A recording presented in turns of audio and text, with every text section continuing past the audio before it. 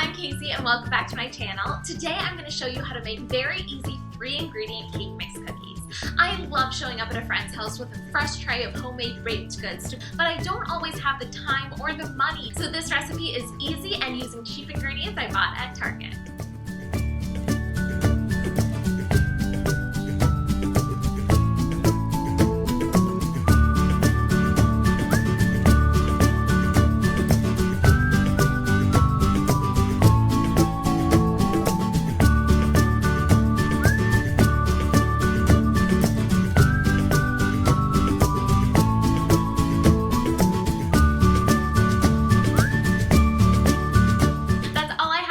Today, be sure to subscribe, follow me on Instagram at CaseandChef, and visit caseandchef.com.